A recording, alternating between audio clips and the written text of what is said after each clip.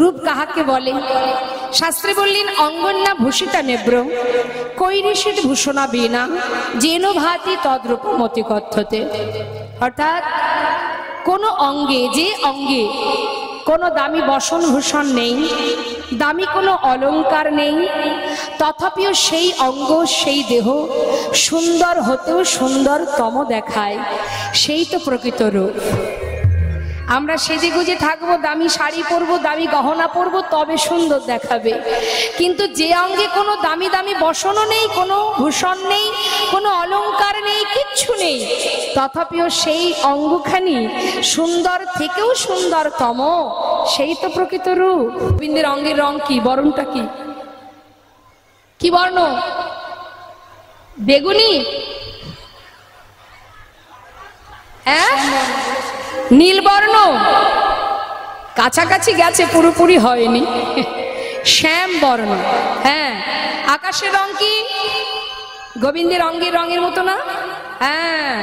তা বলছে সখীরে, আমি নতুন কোনো মেঘ দেখলাম নাকি নতুন কোনো নীল রত্ন দেখলাম? কি দেখতে কি দেখলাম আমি কিছু বুঝতে পারলাম না।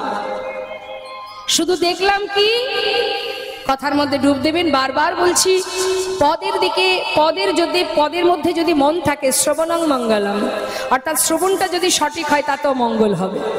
বুঝতে পারেন বা না পারেন, শ্রবণ করুন, মঙ্গল। যেমন সরস্বতী পূজা, লক্ষ্মী পূজা বা দুর্গা পূজায় যখন ব্রাহ্মণ এসে মন্ত্র বলান, সব কথার, সব মন্ত্রের অর্থ কি আমরা জানতে পারি? কিন্তু তথাপিও আমরা বলি, পুষ্পাঞ্জলি যখন দিই। কেন বলি? কেন মন দিয়ে শুনি? শুনলেও মঙ্গল। অর্থাৎ নববিধা ভক্তির মধ্যে প্রথম কথা শ্রবণ। শ্রবণ করো, তাতেও মঙ্গল। তাহলে মনটাকে স্থির রাখতে হবে। কি বলছি? কদম্বের তলে কিবা কিবা শ্যাম চিকনিয়া, কদম্বের তলে কিবা কিবা শ্যাম চিকনিয়া, ওই না কদম্বের তলে কিবা।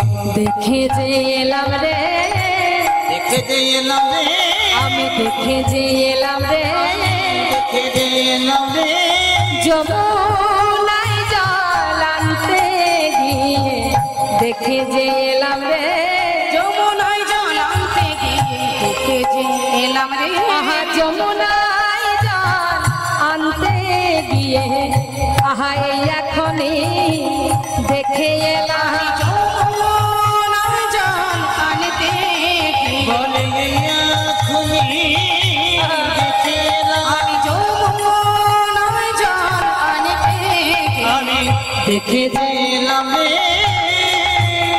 আয় রূপ দেখি আইলো জাতি কুল মজা, রূপ দেখি আইলো জাতি সখীরে আমার সকলে গেল, সখীরে আমার সকলে গেল, সখীরে আমার সকলে গেল, সখীরে আমার সকলে গেল, ওই মোহনের রূপে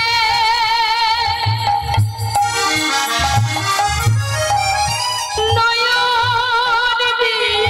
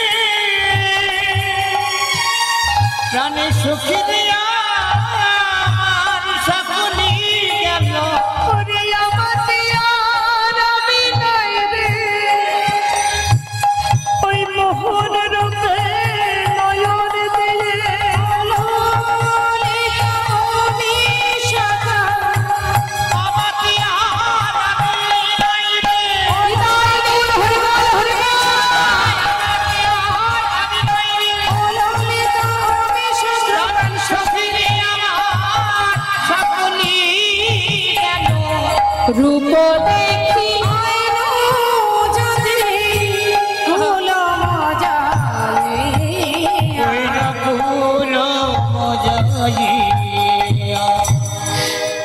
ললিতা, জানিস বিশাখা, ওই রূপের মানুষটাকে দর্শন করা মাত্রই একটা নারীর নারীত্ব বলতে যা কিছু থাকে,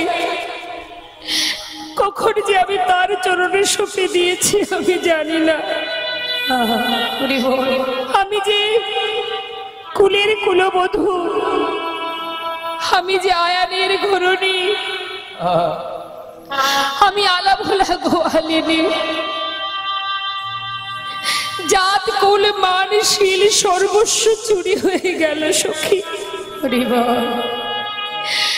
বলতে পারিস আমি কি নিয়ে বাজবো, কেমন করে রইব এই বাদিনীর ঘরে?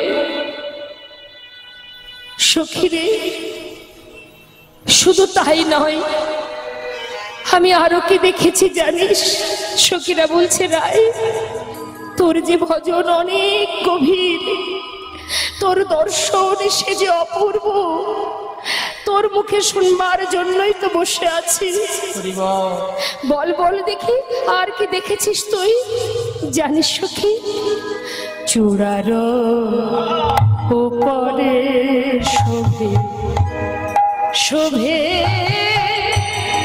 ময়ূরের পাখা, চূড়ার উপরে শোভে শোভে ময়ূরের পাখা, মদন মহেন্দ্র ধনু কে বাদিল দেখা, মদন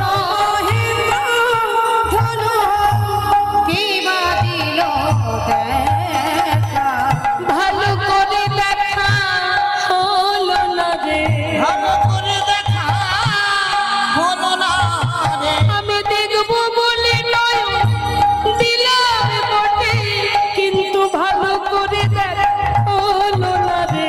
আমি বলে নয় দিলাম বটে, কিন্তু ভালো করে দেখা হলো না রে, আহা মদন মহেন্দ্র ধনু কে বাদিল দেখা, কে বাদিল দেখা। মা, কি দেখতে কি দেখলাম? মদন মহেন্দ্র ধনু কে বা দিল দেখা। মাথায় যে চূড়া আছে, চূড়ারও উপরে শোভে ময়ূরের পাখা। দেখেছেন তো মা, গোবিন্দের মাথায় যে চূড়া, তার উপরে ময়ূরের পাখা। দেখলে যেন মনে হচ্ছে এটা ফুলধনু না ইন্দ্রধনু, মানে ইন্দ্রের ধনু না কামদেবের ধনু। আমি তো কিছুই বুঝতে পারলাম না সখী, আমি কি দেখছি জানিস? শুধু তাই নয় রে, বদন কমল কিয়ে, বদনটা কেমন? পূর্ণমিক চাঁদ,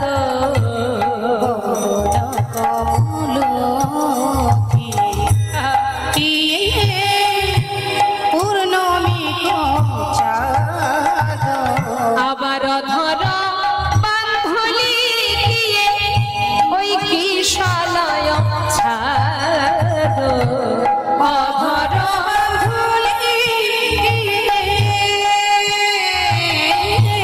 হরিবল হরিবল কিশালয় ছাদ, কিশালয় ছাদ। মা, বান্ধুলি ফুল দেখেছেন আপনারা? হরে কৃষ্ণ।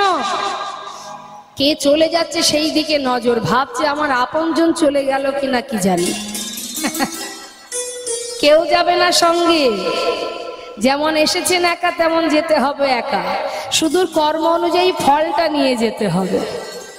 কি বাবা, আমরা মনে করি খালি হাতে এসেছি খালি হাতে যাব না। তুমি যে কর্ম করেছো কর্মের ফলটা নেবে না? ভালো কাজ করলে সুফল নিয়ে যাবে, আর কর্ম যদি কুকর্ম হয় তাহলে কুকর্মের ফলটা নিয়ে, কুফল নিয়ে কাঁধে করে ঘাড়ে করে বয়ে নিয়ে যেতে হবে। তাই এখানে আপনারা বসে আছেন সুকর্মের জন্য, যে যতটুকু করতে পারবেন, বালি আর চিনি মিশিয়ে যদি এক ঝাঁক পিঁপড়ে ছেড়ে দেন, দেখবেন খুঁজে খুঁজে ঠিক চিনিটা বের করে নিয়ে চলে আসে।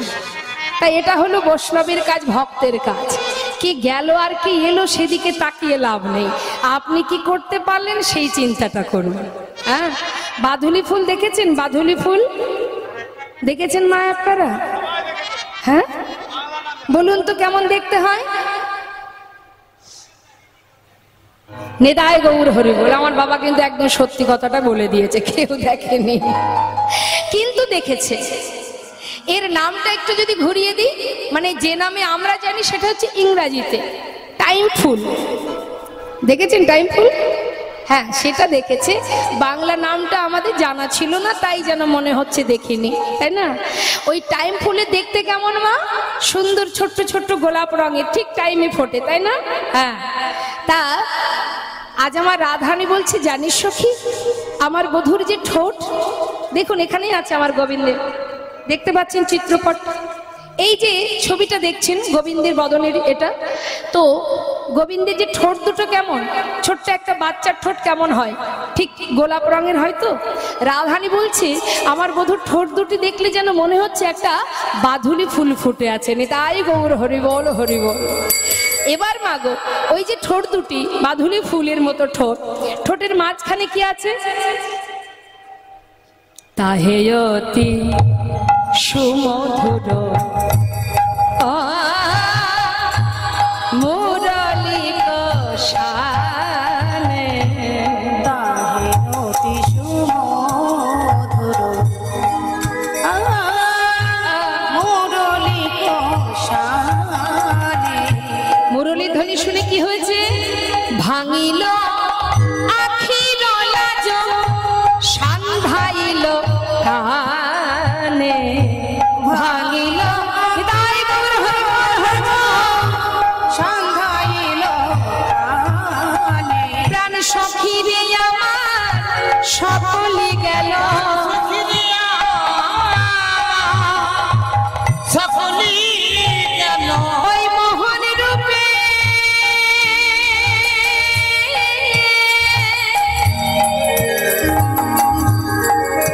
নয়ন দিয়ে,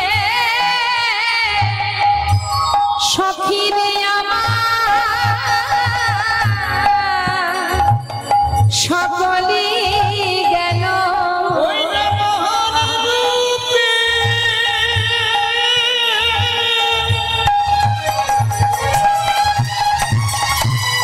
ওই নয়ন দিয়ে প্রাণ সুখী সকলি গেল। আহা ভাঙিল সন্ধাইল কানে। ও মা, শুধু তাই নয়, আর একবার একটু লক্ষ্য রাখুন কি বলছে। গোবিন্দের যে দুটি নয়ন, নয়ন দুটো দেখলে কি মনে হচ্ছে? মনে হচ্ছে যেন দুটো ভ্রমর বসে আছে, তাই না? ঠিক দেখছেন তো? ভালো করে দেখুন কি বলছে রাধারানী। নয়ন যুগল কিয়ে ভ্রমর বিরাজে, যুগল কি ভ্রমর বিরাজে। সখী অলক্ষিতে সংশয়ে যুবতী হিয়া মাঝে, অলক্ষিতে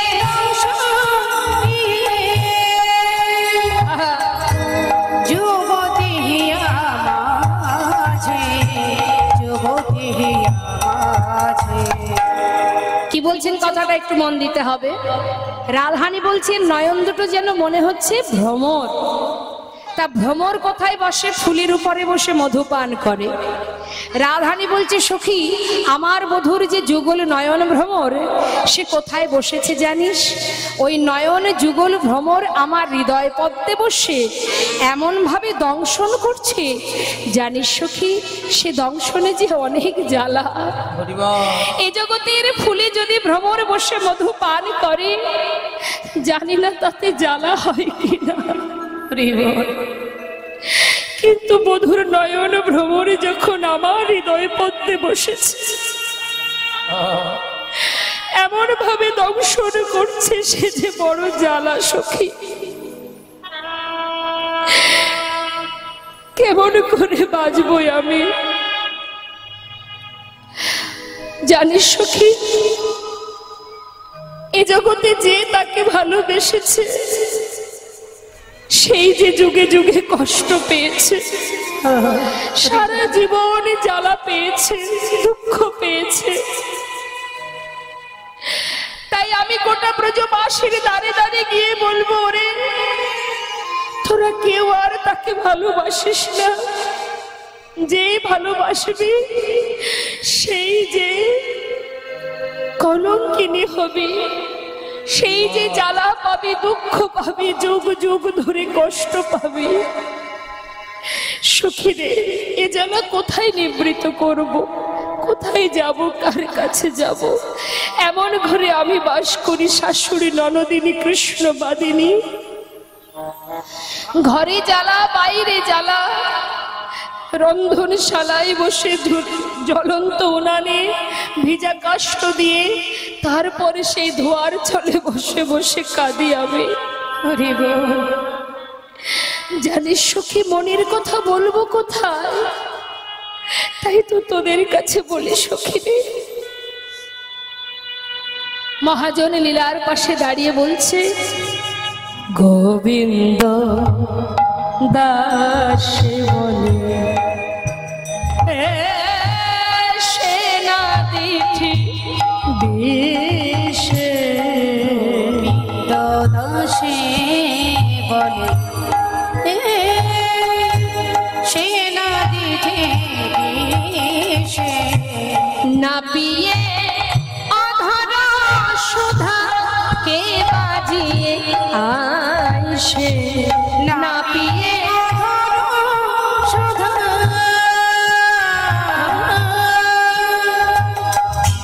কে বাজিয়ে আইসে, আহা না পিয়ে অধর সুধা ওই দিঠির বিষে যাবে যাবে,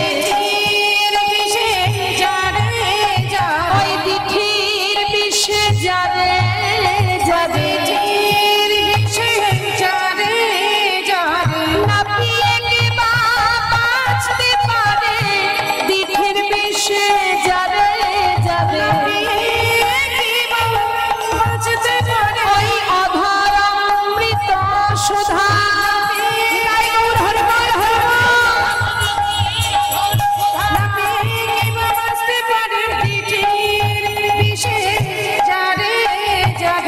আহা না পিয়ে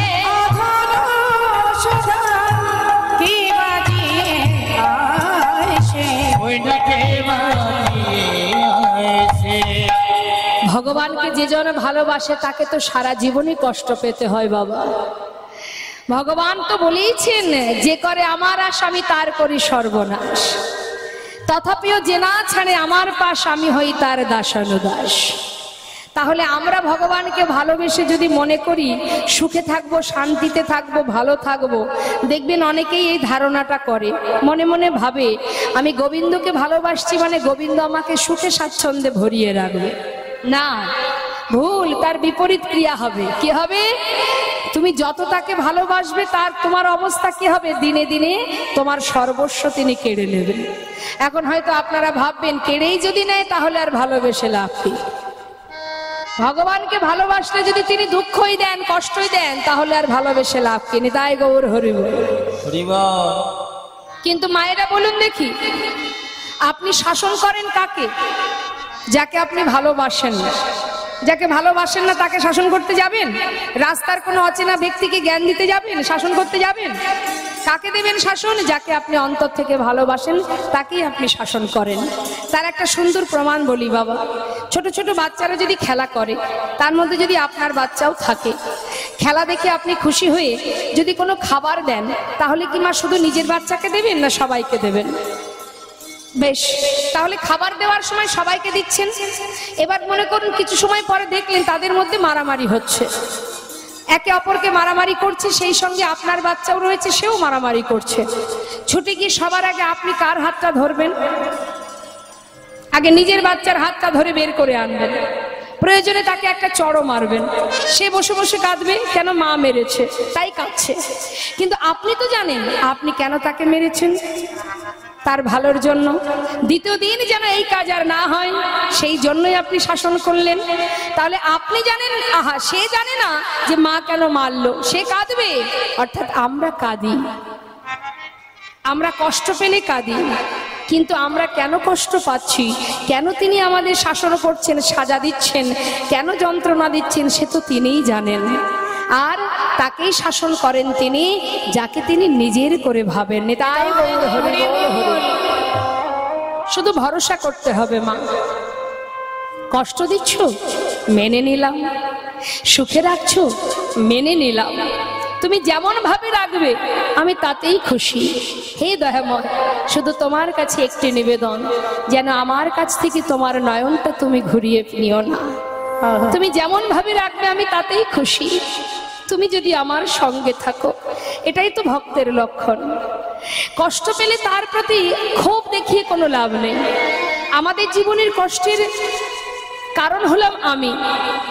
জানতে অজান্তে কত অপরাধ করে চলেছি বাবা।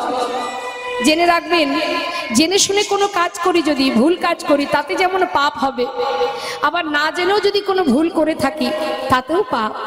পাপ, অপরাধ, অপরাধী তুমি যেভাবেই করো না কেন, জ্ঞানেই করো আর অজ্ঞানেই করো। তাই জীবনে যেমনটাই আসুক না কেন, যেমনই কষ্ট আসুক না কেন, ভগবানকে ভালোবাসতে হবে। এটাই আমাদের সব থেকে একটাই চিন্তা, আমরা কৃষ্ণচরণের দাস, আর কিছু নয়। দুঃখ পেলে ভগবানকে সেবা দেব না, তাকে ডাকবো না, এমনকি প্রণাম পর্যন্ত করব না, এটা তো বোকাদের কাজ। এটা মানুষের কাজ নয়, এটা বোকাদের কাজ। অনেকে দেখবেন কষ্ট পেলে, এই কীর্তনে আছে, এক জায়গায় গানে গিয়েছিলাম, কীর্তনের আসরে ছিলাম, একজনের জীবনে একটা কষ্ট এসছে বলে সে আর কীর্তন শুনতে আসেনি। কিন্তু এমনও জায়গায় আমরা গেছি মা, সকালবেলায় বাবা মারা গেছে, সন্ধ্যাবেলা সেখানে আমারই কীর্তন, আমাকে যেতে হবে। গিয়ে শুনলাম যে তার বাবা সকালে মারা গেছে। গ্রামবাসী সবাই আলোচনা করে বললেন এইখানে কীর্তন বন্ধ করে দাও, যেহেতু যার বাড়িতে কীর্তন তারই বাবা মারা গেছে, অর্থাৎ আর অনুষ্ঠান করতে হবে না। তখন সেই ছেলে উত্তর দিল, না, ভগবানের নাম চলবে, যিনি গেছেন চলে, তিনি চলে গেছেন, তাকে ফিরে পাবো না, কিন্তু আমার ঘরে ভগবানের নাম, ভগবানের সেবা, তার গুণ মহিমা, তার গুণ কথা বন্ধ হবে না। নিতাই গৌর হরি বল, হরি গৌর হরি বল। তাই সবকিছু আমাদের ভাবতে হবে মা, জীবনে যাই হয়ে যাক না কেন তার জন্য আমি দায়ী, এর জন্য গোবিন্দকে ভুলে গেলে হবে না। যে ভোলেনি, সুদামার জীবনে হাজারো কষ্ট, দেখতে দেখতে সর্বস্ব কেড়ে নিল সুদামার। গাছতলাতে জীবন কাটিয়েছে, তথাপিও নিঃশ্বাসে প্রশ্বাসে কৃষ্ণ কৃষ্ণ কৃষ্ণ কৃষ্ণ। আজ রাধারানী কথায় একবার ভাবুন, শাশুড়ি ননদিনীর ঘরে কর্ম করেছে, রন্ধন করেছে, যারা কৃষ্ণ বলে কাঁদতে দেয় না, চোখে কাজল পড়তে মানা, নীল শাড়ি পরতে মানা, যমুনার ঘাটে যেতে মানা, গগন পানে চাইতে মানা, এত লাঞ্ছনা গঞ্জনার পরেও কেমন করে কৃষ্ণ ভজন করতে হয়, রাধারানী বাদিনীর ঘর থেকে আমাদের মতো জীবকে শিখিয়ে গেছে। স্বয়ং ভগবানের বামে যিনি আছেন, যে সহধর্মিনী, 4 যুগের কথাই ভাবুন। সব থেকে দুঃখের ঘটনা এই কলিযুগে, মহাপ্রভুর বামে কে আছে? মা বিষ্ণুপ্রিয়া। ভাবুন তার দুঃখের কথা। মা যিনি ভগবানের সহধর্মিনী, তা তো সুখে থাকার কথা, তার দুঃখটা একবার চিন্তা করে দেখুন। প্রভু চলে গেলেন সন্ন্যাসী হয়ে, সারা জীবন 4 দেওয়ালের মধ্যে বাধা থেকে তিনি কাষ্ঠ বিগ্রহ সেবা দিতেন, আর সারা দিনে মহামন্ত্র জপ করতেন। প্রতিটা মুহূর্ত মহামন্ত্র শেষ হওয়া মাত্রই একটা করে তন্ডুল মানে চাল আলাদা করে রাখতো। এইভাবে সারাদিনে যতবার মহামন্ত্র জপ করত ততটা তন্ডুল আলাদা করত করে দিনের শেষে যেটুকু হতো সেটা রন্ধন করে শাশুড়ি মাকে দিতেন, বাড়ির কাজের লোক যে ঈশান তাকে দিতেন, অবশেষে যেটুকু থাকতো মা বিষ্ণুপ্রিয়া সেবা করতেন। কেন? যাতে প্রাণটা বেঁচে থাকে। প্রাণ যতদিন বেঁচে থাকবে, এই হৃদয়ে থাকবে, ততদিন তো আমি আমার প্রভুর সেবা করতে পারবো। সারা জীবন কষ্ট পেয়েছেন, তথাপি প্রভুকে ভোলেননি। এটাই হচ্ছে প্রকৃত ভালোবাসা, প্রকৃত ভক্তের লক্ষণ। মা আজ আমার রাধারানী সখীদের বলছি, সখীরে ওই সর্বনাশাবাসী কুলনাশাবাসীর ধ্বনি শ্রবণ করে আর ওই মোহনীয়ার বদন দর্শন করে হৃদয় মাঝে এমন ভাবে দংশন হচ্ছে, আমি কাকে বলবো? কোথায় গেলে জ্বালা থেকে নিবৃত হব? কোথায় তৃপ্তি পাবো, শান্তি পাবো? সুখীরে জানিস ললিতা, আমি আরো কি দেখেছি? কি বলছে মা? দেখলাম চিকন কালা গলায় মালা, বাজলো নূপুর পাল, সখীরে বাজলো নূপুর পাল।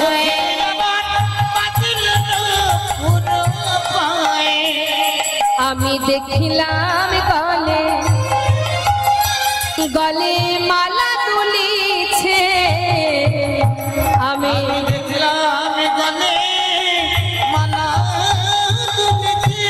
দেখলাম গলে মালা তুলিছে, আমি গলে মালা তুলিছে।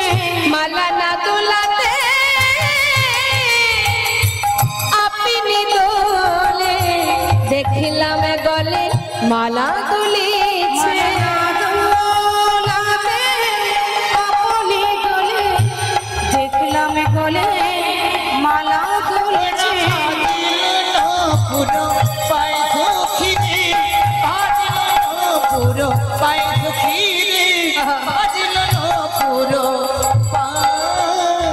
কথাটা বলছেন কি মা? মালা না দোলাতে আপনি দোলে। সখীরে আমার বধূর গলায় যে ফুলের মালা, সেই মালা বধূর গলায় না দোলাতেই দুলছে। আচ্ছা বল দেখি, আমরা যে গলায় মালা পরি, যত সময় মালাটাকে আমরা না দোলাবো সে কি দুলবে মা? তাহলে গোবিন্দের গলায় মালা আপনি দুলছে কেন? সে যে আনন্দে নৃত্য করছে। হরি বল। শ্রীমতী রাধারানী বলছে, সখীরে সে কি একা দুলছে? না, সে একা দুলছে না, নিজে তো দুলছে আর আমাদের মতো ব্রজ ললনার মনকে দোলাচ্ছে। সখীরে এমন ভাবে মালা দুলছে, সেই মালাকে দেখে আমারও যে মনটা দুলে গেল। মালা না দোলাতে আপনি দোলে, না দোলাতে আপনি দোলে, এই ব্রজ ললনার মন দোলাবে বলে। মালা না দোলাতে আপনি দোলে, এই গৌর ভক্তের মন দোলাবে বলে, দোলাবে বলে, গৌর ভক্তের মন দোলাবে, দোলাবে বলে, মালা না দোলাতে আপনি দোলে, বাজলো পুরো পায় সখীরে, বাজলো পুরো। কি বললেন মা? আজ মালা যে গলায় দুলছে, এই যে ফুলের মালা, সব মালা কি আর গোবিন্দ সেবায় গোবিন্দের গলায় ওঠে? তাহলে মালার গুণ আছে, তাই তো? সব ফুল কি গোবিন্দ সেবায় লাগে? তাও লাগে না। তাহলে ফুল তো গাছে অনেক ফোটে, কোন ফুল গিয়ে গোবিন্দ চরণে পৌঁছায়? নিশ্চয়ই তার সুকৃতি ছিল, তাই গোবিন্দ সেবায় লেগেছে। সুকৃতির দরকার মা, না হলে গোবিন্দ সেবায় লাগা যায় না। আর গোবিন্দের কণ্ঠে উঠেছে, এটা আমার আপনার কণ্ঠ নয়, ভগবানের কণ্ঠে। তাহলে গুণ, কণ্ঠেরও গুণ আছে, মালারও গুণ আছে, ফুলেরও গুণ আছে, তাই তো? তা বলছে সখী সে তো আনন্দে দুলছে আর আমাদের মতো ব্রজললনা ব্রজগোপীদের মনকে দোলাচ্ছে। আর শুধু তাই নয়, দেখলাম চরণে যে নূপুর সে বাজছে, আর কি বলছে, নূপুর বলে আমি জিতলাম জিতাম, বলে আমি জিতলাম জিতলাম, আমি প্রাণী গোবিন্দে চরণ পেয়েছি, নূপুর বলে আমি জিতলাম জিতলাম।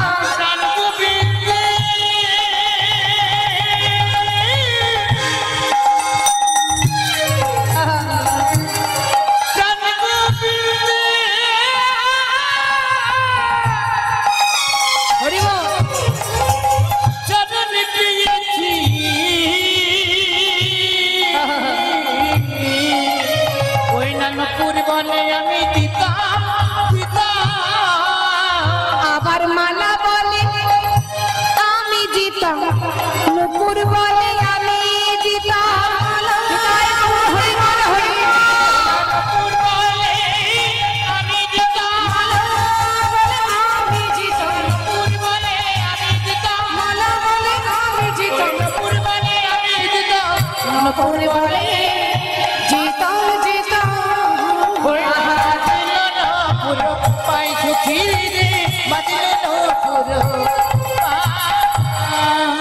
বলুন দেখি সমস্ত ভক্ত যারা আছেন, ফুলের মালা যে গলায় উঠে আছে সে বলছে আমি জয়ী কারণ গোবিন্দের কণ্ঠ পেয়েছি, নূপুর বলছে আমি জয়ী কারণ আমি গোবিন্দের চরণ পেয়েছি।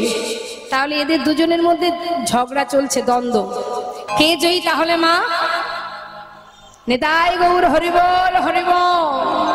নূপুর বলছে আমি জয়ী, যার চরণে পাবার লাগে এই জগতের জীবী ঘর ছেড়ে পথে নেমে যায়, যার চরণে পাবার জন্য কত যোগী মুনি ঋষি যুগ যুগ ধরে সাধনা করে, যার চরণে পাবার লাগে ফুল তুলসী চরণে দিয়ে একবার কৃপা করো বলে জীবী কাঁদে, সেই চরণ আমি পেয়েছি। রুনু ঝুনু বেজে উঠেছি, আমি জয়ী, আমি প্রাণ গোবিন্দের যুগল চরণের পরশ পেয়েছি। জগতে সেই তো জয়ী মা যে জন গোবিন্দের চরণ লাভ করেছে। শ্রীমতী রাধারানী বলছে জানিস সখী, নূপুরের সঙ্গে মালার দ্বন্দ্ব বেঁধে গেছে, কে জয়ী? শুধু তাই নয়, জানিস আমি আরো দেখেছি ওই জোড়ানো ফুলে ভবনা বলে তেরো নয়নে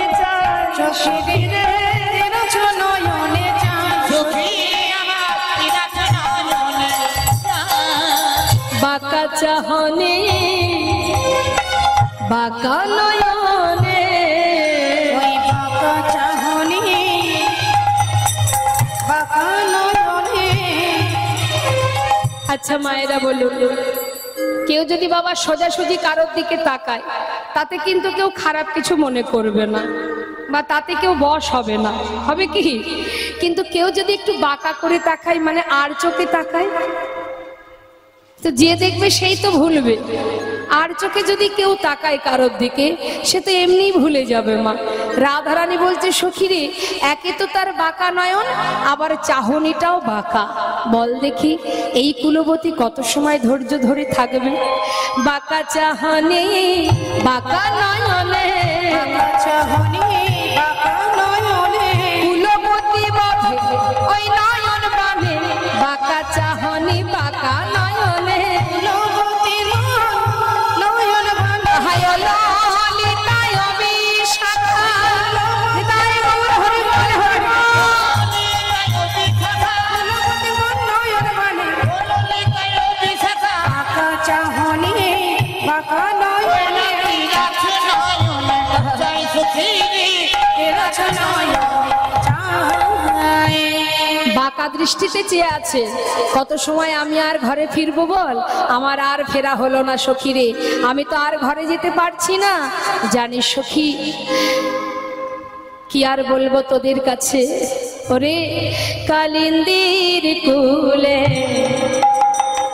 আমি কি দেখিন সখী, ওই কালিন্দির কোলে আমি দেখিল সখী। ওরে ছলিয়া না গরদান সখী রে, সখী রে আমার চলিয়া না গরকাল। কত ছলনা জানে সে আমার নাগর, আমার বধূ, সেই মোহনিয়ার সেই ছলনায় আমি যে ভুলেছি সখী। আর আমি যমুনা থেকে ঘরে ফিরতে পারছি না রে, ঘর মজাইতে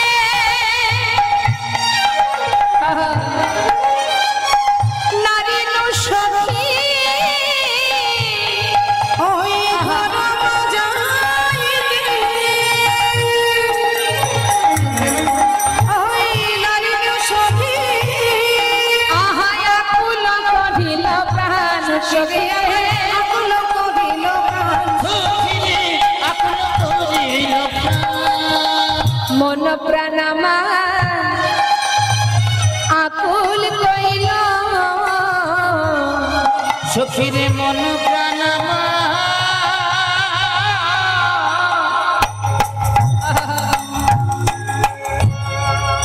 আমার আকুল কইলা। বল বলে তেমন করে আমি বাজিব